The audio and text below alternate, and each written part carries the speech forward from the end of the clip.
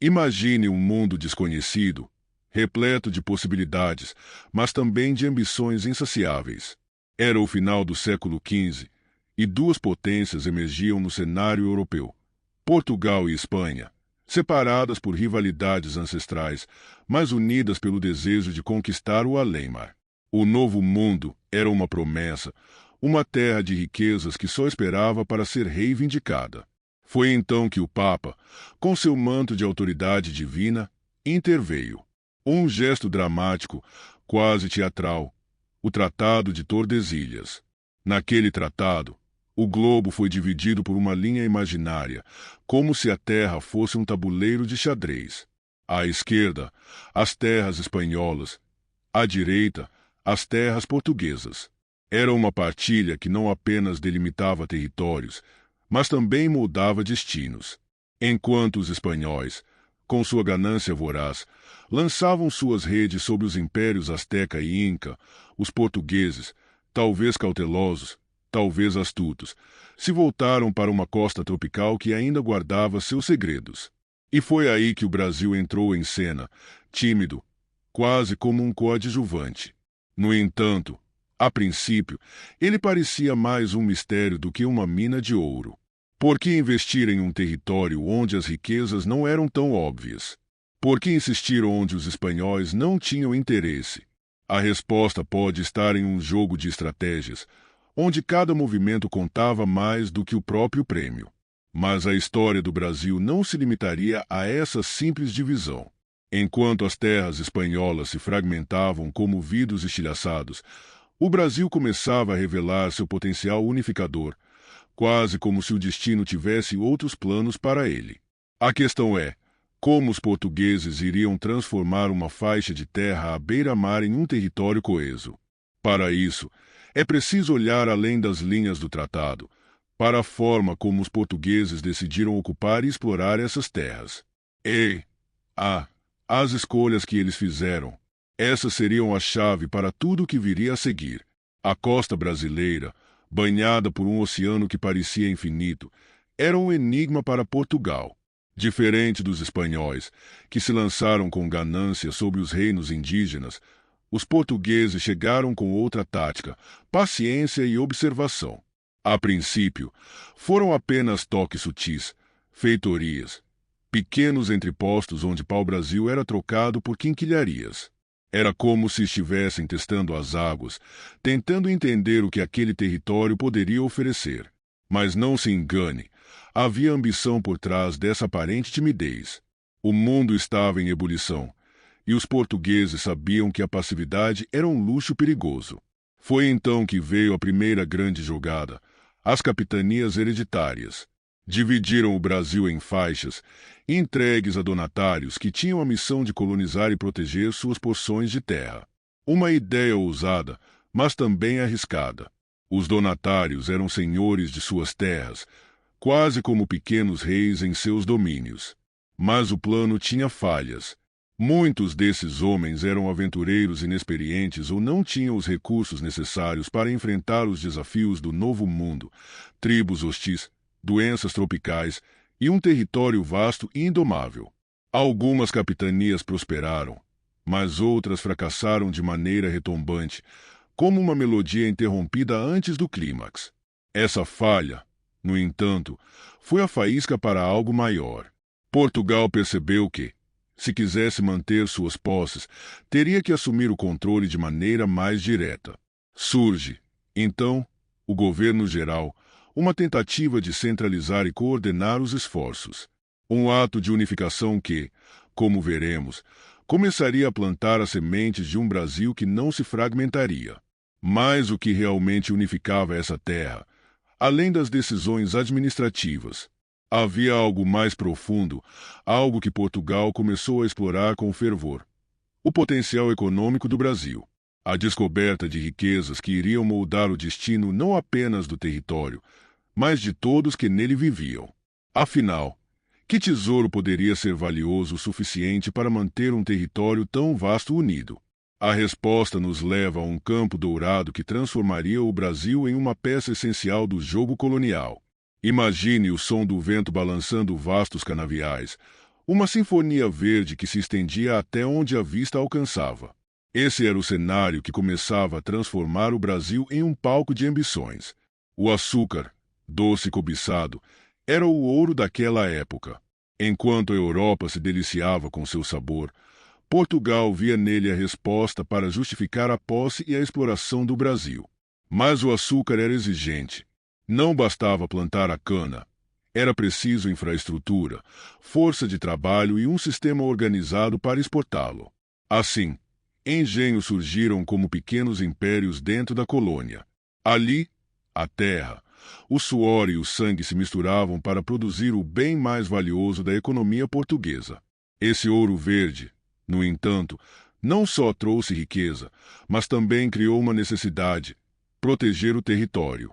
Afinal, o açúcar era um alvo. Holandeses, franceses e até corsários ousados espreitavam a costa brasileira, esperando por uma chance de tomar um pedaço dessa fortuna. Foi então que os portugueses começaram a perceber algo crucial: dividir o território seria enfraquecê-lo. Aqui, o Brasil começou a se consolidar como um espaço único, e não fragmentado como os vizinhos hispano-americanos. O açúcar, ironicamente, adoçava os bolsos portugueses enquanto os forçava a investir na defesa e no controle da colônia. Era a primeira peça de um quebra-cabeça que mostraria o potencial de união do Brasil. Porém, havia outra força silenciosa, quase invisível, moldando a colônia: as populações que trabalhavam nos engenhos. Os africanos escravizados, arrancados de seus lares, traziam não só sua força, mas também sua cultura, sua resistência e seus costumes. Essa mistura, forjada pelo fogo da opressão, começou a dar ao Brasil um caráter único, diferente de qualquer outro lugar na América. Ainda assim, o açúcar não era eterno. A terra, explorada sem trégua, começava a mostrar sinais de cansaço. O brilho dourado do açúcar perdia força. Mas o que poderia substituir tamanha riqueza? No horizonte, uma nova promessa surgia, algo que brilhava de verdade e que mudaria o destino não apenas do Brasil, mas de todos os que sonhavam com fortuna. A descoberta de outro tipo de ouro abriria as portas para uma nova era. Imagine o sol refletindo em uma correnteza cristalina, revelando pequenos grãos dourados que brilhavam como estrelas caídas na terra. Era ouro.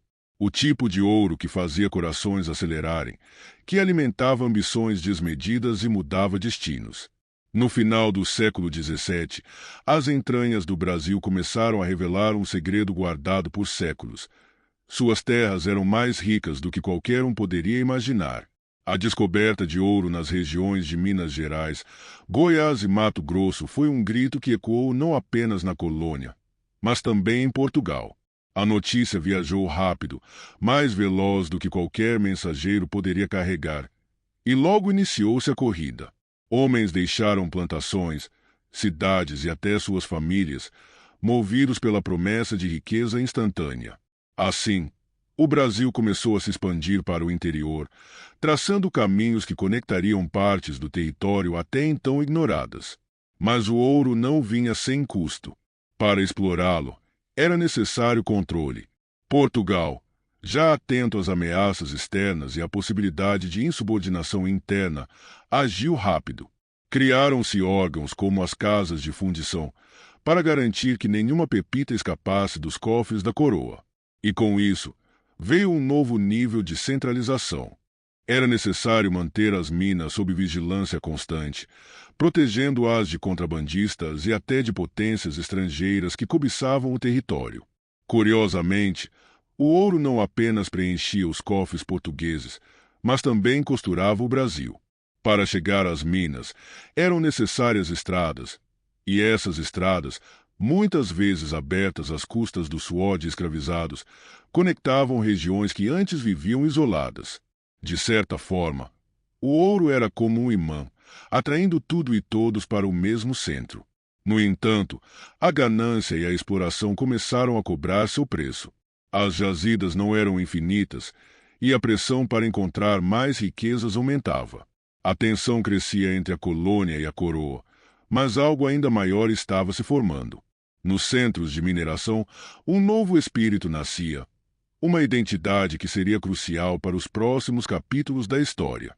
Enquanto o ouro começava a perder seu brilho, surgia uma nova questão: como sustentar um território tão vasto e diverso sem que ele se fragmentasse, como ocorrerá nas colônias espanholas? A resposta estava no horizonte, entrelaçada ao próprio desenvolvimento do Brasil e às decisões políticas que viriam a seguir. Enquanto o ouro fluía das minas brasileiras para os cofres portugueses, algo maior estava em jogo: o controle. O século XVIII foi marcado por um poder crescente da coroa, um absolutismo que se estendia como um manto sobre seus territórios. O Brasil não era apenas uma colônia, era a joia da coroa portuguesa, e mantê-lo unido era mais do que uma questão econômica. Era uma questão de sobrevivência política. Portugal sabia que as linhas do Tratado de Tordesilhas, traçadas há tanto tempo, eram frágeis e vulneráveis.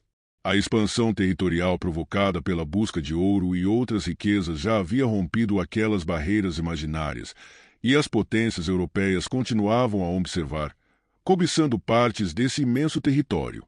Dividir o Brasil seria abrir brechas para invasões estrangeiras, como as tentativas francesas no Maranhão e na costa do Rio de Janeiro já haviam demonstrado. A resposta da coroa foi fortalecer seu domínio, centralizar decisões e criar uma rede administrativa que amarrava as capitanias a um governo único. Essa centralização não foi apenas uma imposição de poder, mas também uma estratégia de coesão. Governadores gerais, ouvidores e outras figuras de autoridade eram como os dedos de uma mão, guiados pela mente portuguesa para apertar o território em um só punho. Porém, havia um custo: a tensão crescente com os colonos. Muitos se sentiam sufocados pela cobrança de impostos, pelas restrições impostas à economia e pelo peso das decisões tomadas a um oceano de distância. As revoltas começaram a surgir, cada uma como uma faísca que ameaçava incendiar o tecido colonial. Mas, em vez de fragmentar o território, esses movimentos desenhavam um retrato irônico.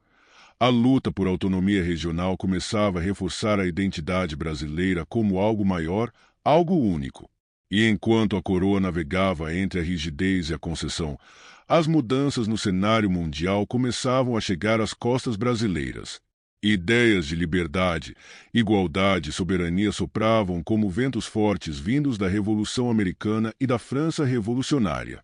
Como essas ideias seriam recebidas no Brasil, um território que parecia tanto unido quanto à beira de rupturas?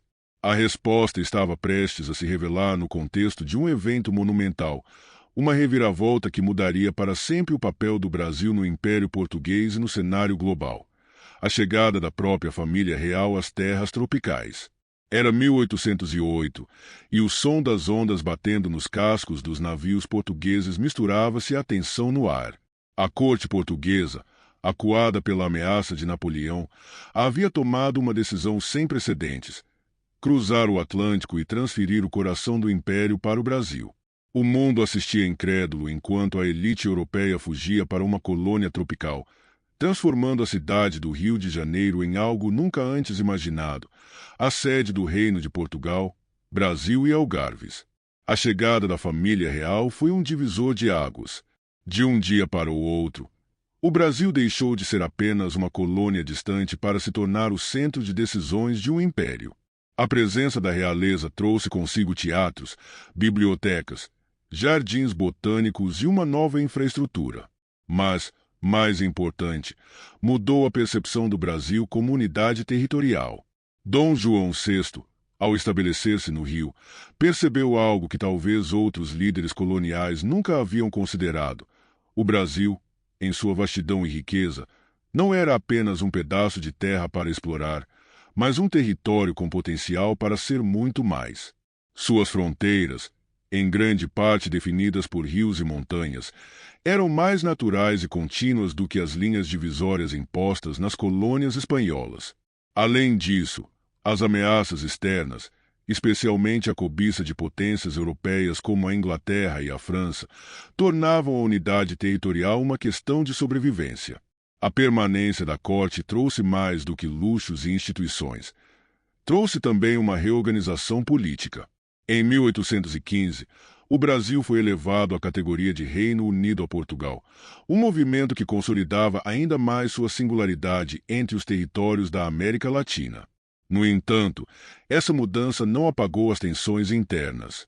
Muitos colonos, especialmente em áreas mais distantes da corte, sentiam que seus interesses continuavam a ser negligenciados. E enquanto Dom João navegava entre a criação de uma identidade nacional e o controle da colônia, uma força silenciosa começava a crescer no Brasil. Com ideias iluministas e ecos das revoluções globais, a elite brasileira começava a vislumbrar um futuro próprio, um futuro que não dependia da coroa portuguesa. Mas, antes que esse futuro pudesse ser desenhado, algo ainda mais significativo estava para acontecer. Com os ventos da independência soprando, uma figura inesperada começaria a emergir. Alguém que carregava o sangue da monarquia, mas cujas escolhas traçariam o destino de um império que se tornaria uma nação. Dom Pedro I era jovem, ousado e destemido. Desde que desembarcara no Brasil em 1808 com sua família, ele já se destacava por sua personalidade forte e um instinto revolucionário que parecia correr nas veias. Embora fosse filho da realeza, algo nele se recusava a seguir cegamente os moldes tradicionais.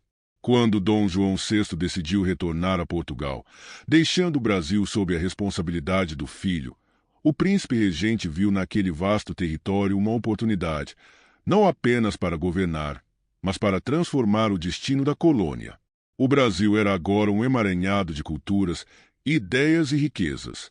E Dom Pedro, longe de ver a colonização como um fardo, começava a enxergar o país como algo que poderia se libertar, crescer e tornar-se independente. Mas para muitos, ainda era apenas uma colônia de exploração. E assim, os anos passaram, carregados de conflitos entre a coroa portuguesa e os interesses locais.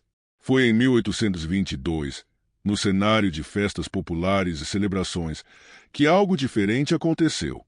Durante um passeio público em São Paulo, Dom Pedro encontrou-se com uma multidão vibrante, cujos sorrisos e clamores eram carregados de esperança. Ali, pela primeira vez, ele viu o desejo real do povo, a independência. Era como se aquele momento carregasse um peso quase sagrado. Então, ao ser instado por um grupo de líderes locais a fazer a vontade do povo, Dom Pedro ergueu a espada e bradou aquelas palavras que ecoariam por toda a história: independência ou morte. Foi um grito de ruptura com o passado, mas também um grito de união. Ele não estava apenas rompendo com Portugal. Estava unindo os brasileiros em torno de um sonho novo, um sonho de liberdade. No entanto, o Brasil não se tornaria independente de um dia para o outro. Conflitos ainda estavam por vir.